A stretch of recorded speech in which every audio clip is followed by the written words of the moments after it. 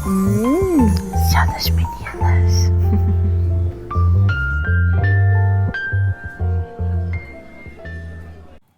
Empodere-se e seja o que você quiser ser. Vocês lembram quais foram as principais conquistas do movimento feminista discutidas no último vídeo? Não? Eu vou relembrar vocês. Vamos lá! Teve o direito à educação, que só foi permitido em 1827 e apenas para o ensino fundamental. E as meninas não podiam cursar todas as disciplinas que os meninos estudavam. Era bem mais restrito.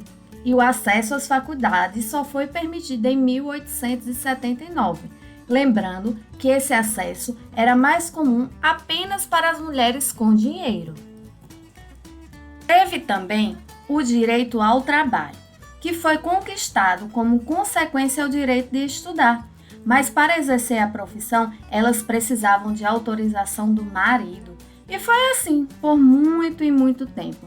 E apenas em 1962 foi permitida a mulher trabalhar sem autorização do homem. Lembrando que nesses períodos citados, tanto a educação quanto o trabalho, apenas as mulheres brancas foram contempladas, pois o fim da escravidão só foi declarado em 1888 no Brasil. Outra conquista importante foi o direito ao voto, que é o nosso foco de estudo hoje.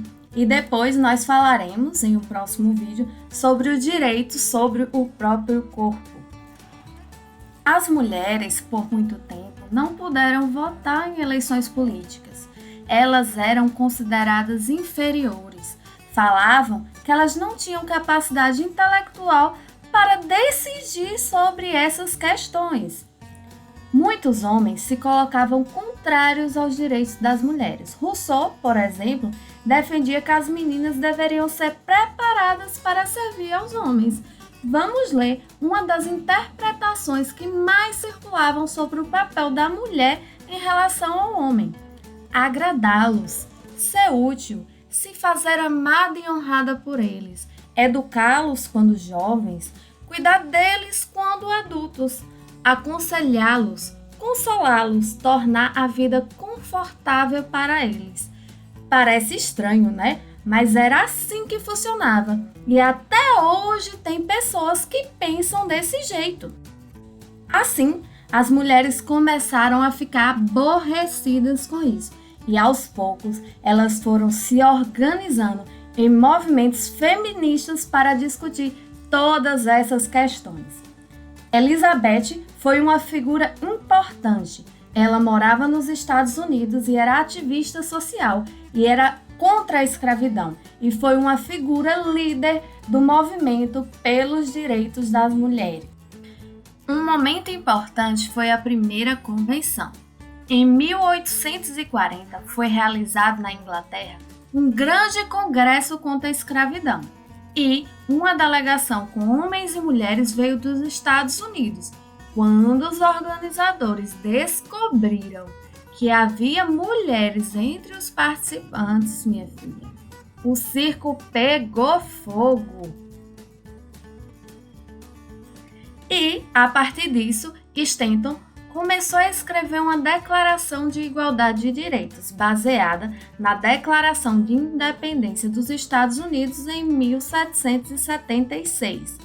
Ela escreveu que as meninas deveriam ter direito à educação e que as mulheres deveriam ter direito de administrar sua própria renda e também se divorciar. Em 1848, a recém-escrita declaração feita por Stanton foi apresentada durante uma conferência abolicionista em Sêneca, em Nova York, que foi um marco extremamente importante. E, com isso, cerca de 100 pessoas assinaram o documento de Stanton, entre homens e mulheres, e o evento ficou conhecido como a primeira convenção do movimento feminista. Mas ainda demorou bastante para que elas conseguissem ter direito ao voto.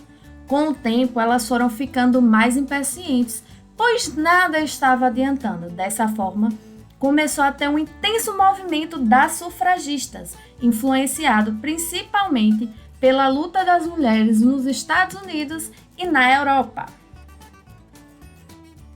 Muitas sufragistas eram mulheres radicais da alta sociedade, que dispunham de tempo para investir nas atividades políticas, mas professoras, enfermeiras e operárias também participaram do movimento. Ações, não palavras, queriam logo o direito ao voto, estavam cansadas de promessas e que nada era cumprido. Assim, as sufragistas foram responsáveis por centenas de bombardeios e incêndios. Para transmitir sua mensagem, elas se acorrentavam às grades, ateavam fogo à caixa dos correios e quebravam vitrines de lojas. Com isso, muitas pessoas ficaram assustadas com o que estava acontecendo. São mulheres, meu Deus, como podem? Elas sabem atear fogo! Ficou muita gente assustada com tudo o que estava acontecendo. As sufragistas não queriam machucar ninguém. Suas manifestações eram feitas apenas quando os edifícios estavam vazios. A luta afetou muito mais as próprias sufragistas. Elas foram detidas e espancadas pela polícia várias e várias vezes, e muitas foram mortas. Mas a luta não parou. Elas continuaram em todo o mundo, causando grandes manifestações. No Brasil, em 1910, por exemplo, foi criado o Partido Republicano Feminino. O partido reivindicava o direito ao voto e a emancipação feminina. Mais tarde, em 1917, as lideranças desse partido organizaram a marcha, com a presença de 90 mulheres, e teve muito impacto essa marcha. Depois de muita luta, os países foram dando oportunidade para que as mulheres pudessem votar. O primeiro país a permitir o direito ao voto foi a Nova Zelândia em 1893 e o Brasil permitiu apenas em 1932. Então é isso, espero que vocês tenham gostado e entendido como foi a conquista pelo direito ao voto. Esta apresentação foi baseada no livro Mulheres na Luta, 150 anos em busca de liberdade, de Martha Breen e Jane. Então, até a próxima. Juntas somos mais fortes.